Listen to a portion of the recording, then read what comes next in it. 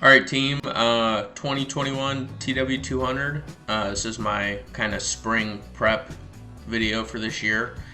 Filming it a little bit differently. We got a spark plug. Still got the original spark plug in there. Air filter. Still got the original air filter. And then the annual oil change. And then still got the original chain, the stock chain, which is a non-O-ring chain. So we bought that X-ring chain we're going to replace it with. This is the oil I run, the 1040 YAMAHA Lube synthetic. Let me know what you guys run. I know a lot of people don't run the synthetic. And then I got the exhaust pulled off because it's starting to get really chalky. Lost a lot of its black color right there in the first bend. I think just because it gets so hot and then it gets blasted with water. So we're going to sand it all down and repaint it. You can see the muffler half there is still nice and black, but and surprisingly all the hardware came off nice and easily, which I was nervous about. We're gonna get all those bolts taken out and get those shields off and painted separately too. So yeah, and we're just using some 2000 degree high temp. I think it's a matte finish, black, nothing crazy. Here we go with the new spark plug. The old spark plug was still in okay shape, but you know, for $3 or $4 and I'm doing everything else, you might as well do it. That ring terminal I just threaded it on is where the Trail Tech reads the engine temperature, so it just reads it kind of on the head there. I'm not sure how accurate or not that is, but I think it does okay. Super basic NG key spark plug brand, by the way. Okay, new air filter. Yeah, so I pulled the air filter out, look at it every spring when I do the oil, but it was just time for new one this year. $8, that high flow brand. So we're just kind of wiping everything out, and you saw I did a little brake clean job, just cleaning out some debris. There's a little bit of oil residue. Just making everything perfect. It's pretty crazy how $200 for all this stuff and how far that goes on a bike like this. Everything came from Rocky Mountain ATV, by the way.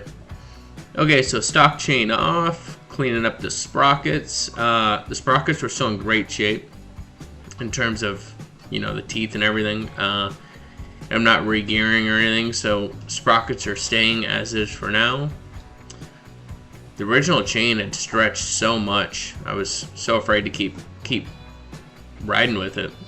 So you'll see here I've get the new chain on minus the master link because I forgot I needed to order one of those master link crimping tools. I did not have one because this is the first chain I've ever put on that I've ever put on this bike. So yeah, I do come back and get the master link on. Getting a little bit of penetrant on these bolts to get these little mini heat shields off. They all came off fine, which was cool.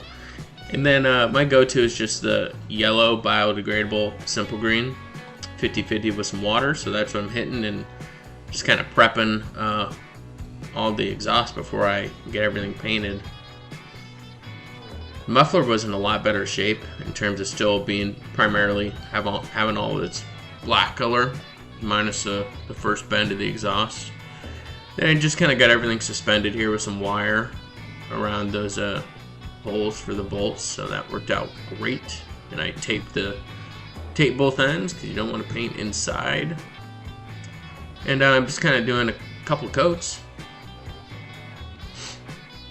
Yeah, we got to adjust the valves. So the only other time I adjusted the valves or checked the valves was at the 600 mile break-in interval. That's when you do the break-in oil for the first time. And they didn't need adjustment at that time. They're still in spec, so this is the next time I'm doing them.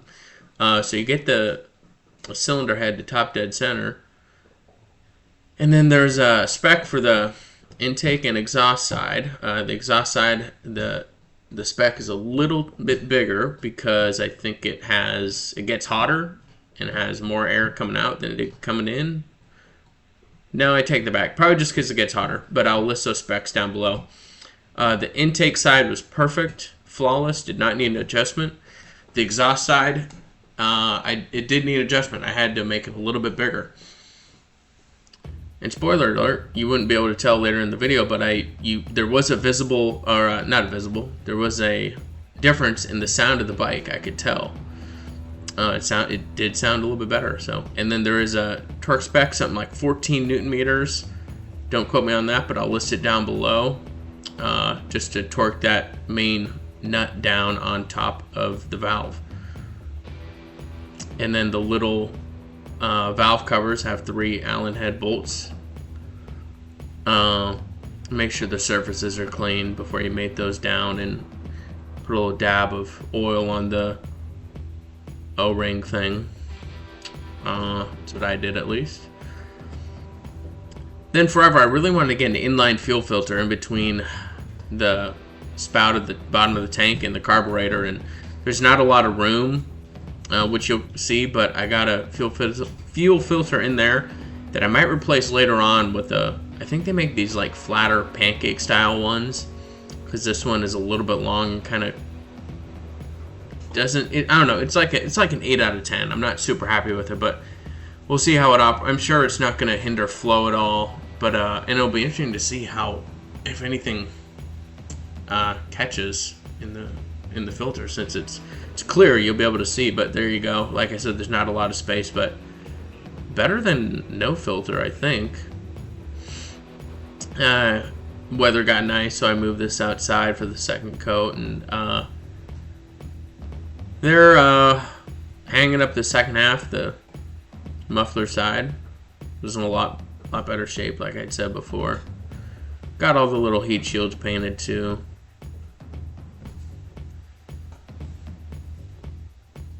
Really happy with how this all turned out, and pretty easy to do.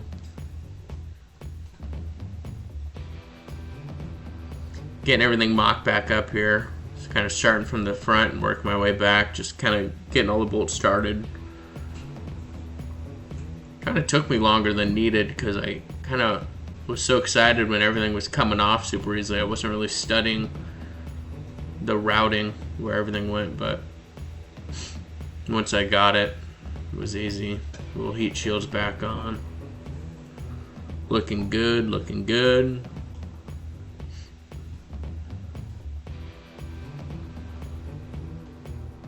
Two Allen head bolts holding it on. Then I started her up, and a little smoke off from the front there, as to be expected. I'm not sure if that's like the top layer of paint or the base layer, or what technically is happening there, but Nora's a little the bike's running there, and she's a little afraid when the bike's running. All right, changing the oil filter out. That same high flow brand, the same as the air filter. But if you notice, I couldn't get the oil drain bolt out last year because the head of the bolt was all snickered up. But here we go. I just hammered on a smaller socket size. The trick was I had to drop the skid plate like that. I dropped the skid plate, hammered on a smaller socket, and then I just got a long breaker bar, and it came off. So I know that's cringe to JB weld the socket on like that, but I really just want to get those oil changes done. I'll order a new drain bolt next year. It's kind of a funny little specific drain bolt. So it's like a quart point 1 or quart point 2. So I do a full quart, and then I do a little splash from another quart to get it right, just barely up to that full line. With the new filter, of course. All right, new battery, huge upgrade here. Tusk lithium battery. It's got a bunch of foam. This was like, I forgot, $100, $90, something like that. Again, it will be listed down below. But this battery, sitting over the winter, kind of on and off the trickle charger. It was doing okay, but it was doing all this other stuff, and I found this battery online. Time to upgrade. It was obviously way smaller, as you saw, and probably a third of the weight. The old battery was probably close to 3 pounds. This one probably isn't even 1 pound. And so I got the main power and main ground here. And then I got one set of accessory wires for the light bar that's wired up with the headlight. And then I got a second set of accessory wires to power the trail tech. So So I got 3 on the power, or 3 on the positive, 3 on the negative. 2 are on the top, 2 are on the side on each, because there's different mounting options. So I got everything wired up super clean and nice, and got the foam in there to keep the battery snug. Then that kind of rubber bungee section over the top. So yeah, I'm super happy with this option. Probably the best battery. Top, one of the top batteries you can get for this bike. Oh, that's a good sign. Woo! That was like fuel injection style. That was like bam. Oh, you guys, that was the fastest this bike has ever started. Of course, now.